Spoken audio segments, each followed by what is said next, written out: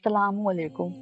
क्या आप जानते हैं हज़रत मरियम अलैहिस्सलाम वो अजीम हस्ती हैं जिन्हें अल्लाह ने पाकीज़गी, सब्र और तक़वा की अलामत बनाया। और क्या आपने कभी सोचा कि बगैर बाप के हज़रत ईसा अलैहिस्सलाम की पैदाइश एक ऐसा मौजज़ा है जो अल्लाह की कुदरत का मुँह बोलता सबूत है। आज की वीडियो में हम इस तारीखी वाक़ये को कुरान और हदीस की रोशनी में पेश करेंगे। हज़रत बीबी मरियम के वालिद का नाम इमरान सानी और वालदा का नाम हन्ना बिन्ते काकूता था। हन्ना नहायत बरगज़ीदा खातून थी। हज़रत दाऊद अलैहिस्सलाम के खानवादे से ताल्लुक़ था। अल्लाह ताला ने माल और दौलत से हर चीज़ की आशाइश से नवाजा, लेकिन औलाद की नेमत से महरूम थी। इनके शौहर इमरान बिन हाशिम भी आबिद व ज़ाहिद मुत्तकी परहेज़गार शख्स थे, जिनका शुमार बनी इसराइल के बड़े आलिमों में होता था। गर्मियों की एक सपहर का जिक्र है। बीबी हन्ना अपने घर के सहन में दरख्तों के नीचे आराम कर रही थी कि अचानक इनकी नज़र दरख्त की एक टहनी पर पड़ी, जहां एक चिड़िया अपने मासूम बच्चे को दाना खिलाने में मसरूफ थी। बच्चे से माँ की बेलौस मोहब्बत के इस मंजर ने हन्ना की माँ बनने की ख्वाहिश को दोबारा जगा दिया। बेख्तियार अल्लाह ताला की बारगाह में हाथ बुलंद कर दिए और आजिज़ी और इनकसारी के साथ दुआगो हुई, ए परवरदिगार, इसी तरह मुझे भी औलाद अता फरमा। अल्लाह ताला ने अपनी नेक बंदी की दुआ कबूल फरमाई और बीबी हन्ना का हमल ठहर गया। इस खुशखबरी के बाद उन्होंने अल्लाह ताला से मन्नत मान ली, जिसका जिक्र कुरान करीम में अल्लाह ताला ने यूं बयान फरमाया। जब इमरान की बीवी ने कहा, ऐ मेरे रब, जो कुछ मेरे पेट में है सबसे आज़ाद करके मैंने तेरी नज़र किया, तो तू मुझसे कबूल फरमा, बेशक तू ही सुनने वाला, जानने वाला है। और जब बच्ची पैदा हुई तो कहने लगी कि ऐ मेरे रब, मैंने तो वो लड़की जनी है और जो कुछ इसने जना अल्लाह उसे खूब जानता है, और बेटा बेटी की तरह नहीं होता, और मैंने इसका नाम मरियम रखा, और मैं इसे और इसकी औलाद को शैतान मरदूस से बचाकर तेरी पनाह में देती हूँ। इस वक्त के रिवाज के मुताबिक जो लड़का अल्लाह के नज़र कर दिया जाता था, वो ना तो शादी करता और ना ही दुनियावी मशागल में दिलचस्पी लेता था, सिर्फ इबादतगाह की खिदमत करता और ख़ुद इबादत में मशगूल रहता था। बीबी मरियम की वालदा ने बेटे के अता करने की दुआ इसलिए की थी कि रिवाज के मुताबिक इबादतगाह की खिदमत के लिए सिर्फ लड़कों को कबूल किया जाता था, लड़कियों के लिए इजाज़त न थी। चुनांचा जब बेटे के बजाय बेटी पैदा हुई तो बीबी हन्ना को ये एहसास हुआ कि मैंने जो मन्नत मानी थी वो तो पूरी ना हो सकेगी, इसलिए कि एक लड़की किस तरह बैतुल मक़दस की खिदमत कर सकेगी। लेकिन अल्लाह ताला ने इनके इस अफ़सोस को ये कहकर बदल दिया कि हमने तेरी लड़की ही को कबूल किया है और इसकी वजह से तुम्हारा ख़ानदान भी मुअज़्ज़ज़ और मुबारक करार पाया। हज़रत हन्ना ने बेटी का नाम मरियम रखा। सरयानी ज़बान में इसके मायने खादिम के हैं। चूँकि ये मस्जिद के लिए वक़्फ़ कर दी गई थी, इसलिए ये नाम मौज़ू समझा गया। इब्न इसहाक़ कहते हैं कि हन्ना अभी हामिला ही थी कि उनके शौहर इमरान का इंतकाल हो गया। हज़रत मूसा अलैहिस्सलाम के वालिद का नाम भी इमरान था और हज़रत मरियम अलैहिस्सलाम के वालिद का भी। वालदा हन्ना वसीयत के मुताबिक हज़रत मरियम अलैहिस्सलाम को लेकर बैतुल मक़दस पहुँच गईं। ये वही मुक़द्दस जगह है जहाँ के सबसे बड़े इमाम मरियम अलैहिस्सलाम के वालिद इमरान थे, लेकिन उनका इंतकाल हो चुका था। गोया उस वक्त मस्जिद के मुकम्मल इंतज़ामात हज़रत ज़िक्रिया अलैहिस्सलाम के पास थे, लेकिन सबसे बड़े इमाम की बेटी होने के नाते इमामों में से हर एक की ख्वाहिश थी कि इस मुक़द्दस इमानत का कफ़ील उसे बनाया जाए। लेकिन हकीकत ये थी कि इस इमानत की परवरिश व तरबियत का अहल हज़रत ज़िक्रिया अलैहिस्सलाम से ज़्यादा कोई नहीं था, इसलिए कि वो मरियम अलैहिस्सलाम की खाला के शौहर भी थे, बैतुल मक़दस के मुअज़्ज़िज़ इमाम और अल्लाह के नबी भी थे। इसलिए सबसे पहले उन्होंने नाम पेश किया।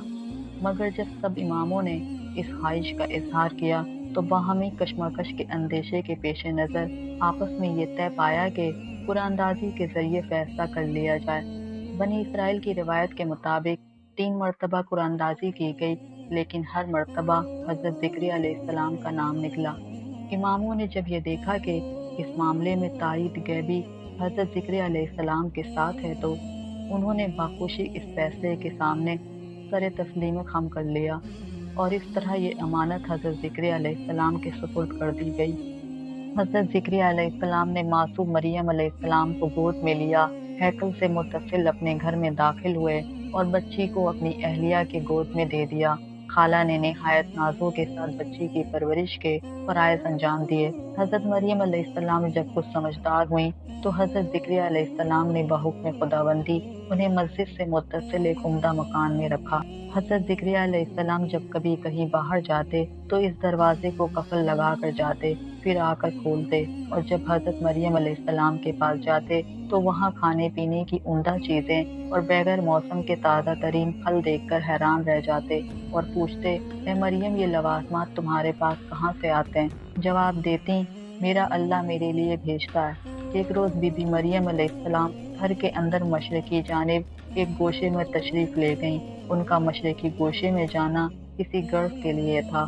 ان میں مختلف اقوال ہے۔ بعض نے کہا کہ وہ غسل کے لیے اس گوشے میں گئی تھیں، بعض کے مطابق انہوں نے حسب عادت عبادت الہی میں مشغول ہونے کے لیے محراب کی مشرقی جانب کے کسی گوشے کو اختیار کیا تھا۔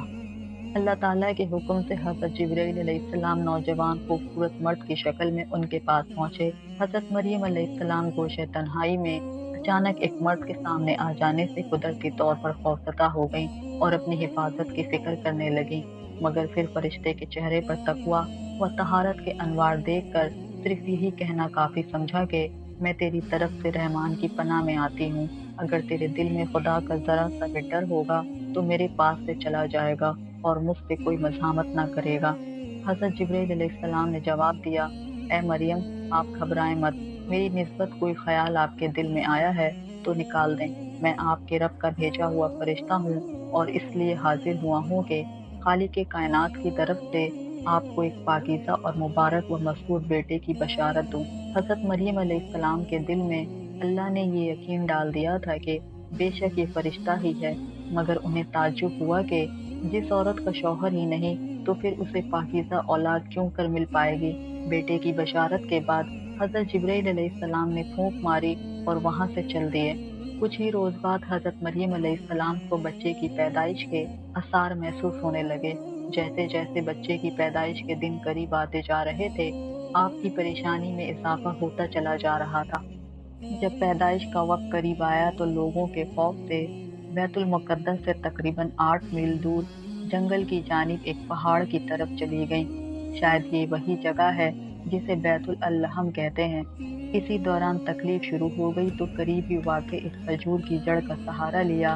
ایک طرف شدید درد، تکلیف، تنہائی و بے کسی، سامان ضرورت کا فقدان، اور پھر سب سے بڑھ کر یہ کہ ایک پاک باز کو آئندہ بدنامی اور رسوائی کا تصور تک بے چین کیے ہوا تھا۔ حتیٰ کہ اس کرب و اضطراب کے غلبے میں زبان سے نکلا، اے کاش میں اس وقت کے آنے سے پہلے ہی مر چکی ہوتی کہ دنیا میں میرا نام و نشان نہ رہتا اور کسی کو بھولے سے بھی یاد نہ آتی۔ وہ مقام جہاں مریم علیہ السلام کھجور کے درخت کے نیچے تشریف رکھی تھی قدرے بلند تھا۔ اسی وقت فرشتے کی آواز سنائی دی کہ غمگین و پریشان مت ہو، خدا کی قدرت سے ہر قسم کا ظاہری و باطنی اطمینان حاصل کرو۔ نیچے کی طرف دیکھو، اللہ تعالیٰ نے تمہارے لیے چشمے و نہر جاری کر دیے ہیں تاکہ پانی پیو، اور ذرا اس کھجور کو تو ہلاؤ، پکی اور تازہ کھجوریں ٹوٹ کر گریں گی، یہ تمہارے کھانے کے لیے ہیں، انہیں کھاؤ، چشمے کا پانی پیو اور بیٹے کو دیکھ کر آنکھیں ٹھنڈی کرو اور آگے کا غم نہ کرو۔ اللہ تعالیٰ سب مشکلات دور کرنے والا ہے، اور اگر کوئی سوال کرے تو اشارے سے کہہ دینا کہ میں روزے سے ہوں، مزید گفتگو نہیں کر سکتی۔ ان کے دین میں نہ بولنے کا روزہ رکھنا بھی جائز تھا۔ حضرت جبرائیل علیہ السلام کے اس پیغام سے حضرت مریم علیہ السلام کو اطمینان ہو گیا کہ میرا رب مجھے ضرور بدنامی اور رسوائی سے بچا لے گا۔ جب طہارت ہو گئی تو بچے کو اٹھا کر اپنی قوم کے لوگوں کے پاس آئیں۔ لوگ نامولود بچے کو دیکھ کر تعجب میں آ گئے اور بدگمان ہو کر بولے، اے مریم، یہ تو نے برا کام کیا۔ اے ہارون کی بہن، نہ تو تیرا باپ ہی بد ادبار آدمی تھا اور نہ ہی تیری ماں بدکار تھی۔ تو مریم علیہ السلام نے اس بچے کی طرف اشارہ کیا۔ وہ بولے کہ ہم اس گود کے بچے سے کیوں کر بات کریں۔